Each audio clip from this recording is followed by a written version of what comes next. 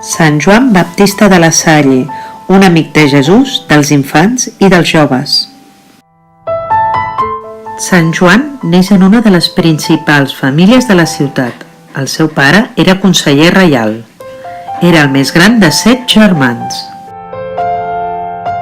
Tots els germans s'estimaven molt i van poder estudiar perquè la seva família era molt rica. És espavilat i intel·ligent i li agrada molt aprendre. Aviat va descobrir el poder de l'oració i pregava sobretot per les nits, confiant a Déu tots els seus problemes. Aquest diàleg freqüent amb Crist va orientar la seva vida.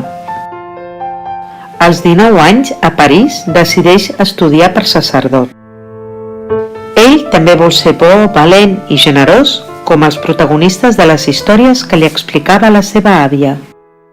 Quan tot li anava tan bé, mor la seva mare i pocs mesos després mor el seu pare. Per ell va ser una gran pena, ja que estimava molt els seus pares. Com és el gran de la família, ha de cuidar dels seus germans més petits. Així, els seus germans petits no trobaven afectat en els pares per l'amor que ell els hi donava.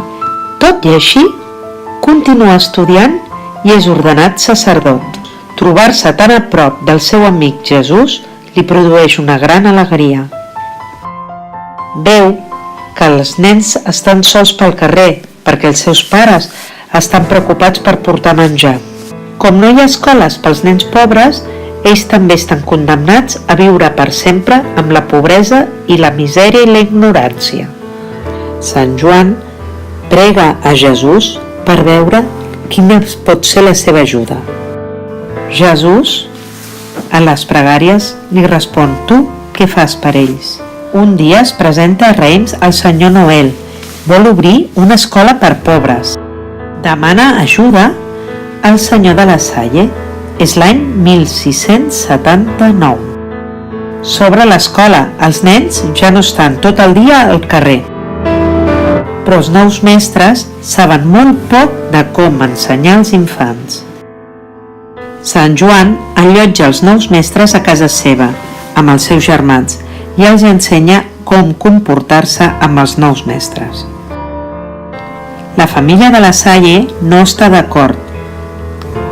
Aquests mestres no tenen prou categoria per viure amb ells, no són prou aristocràtics. Li diuen a Joan Baptista de la Salle que els faci fora de casa, que ells no volen viure amb ells. Però Joan Baptista ja ha pres una decisió. Ell vol continuar fent la seva escola. Ell vol ser pobre amb els pobres. I així se'n va Sant Joan amb els seus companys mestres a una casa pobra que han llogat. Ara ja està content perquè ja és com els seus mestres, pobre com ells. La vida és dura i els mestres, cansats de passar gana, també l'abandonen. Sant Joan Baptista es queda sol.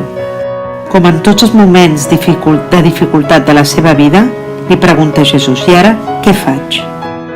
Estigues tranquil i confia en mi, li diu. Molts joves que han vist el que ha fet Sant Joan de la Salle fins ara abandonen també les seves llars acomodades i el segueixen. És així com neixen els germans de les escoles cristianes. Els germans es comprometen a estimar tot el món pel vot de castedat, a compartir-ho tot pel vot de pobresa i a fer tot el que Déu els mani pel vot d'obediència. Per això diem que els germans de la Salle són religiosos. Va escriure molts llibres pels mestres i pels germans explicant com s'havia d'ensenyar als infants. La Salle ja té molts anys i es comença a sentir molt vellet. Està malaltó, però està content d'haver ajudat a tants infants a fer-se homes grans i de profit. El 7 d'abril de 1719 mor envoltat dels seus germans. Aquests seran els que continuaran la feina a les escoles. Finalment trobarà el seu estimat Jesús.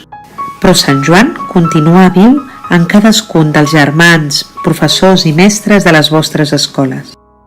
Perquè com ell, també volen ser amics de Jesús, dels infants i dels joves de les escoles.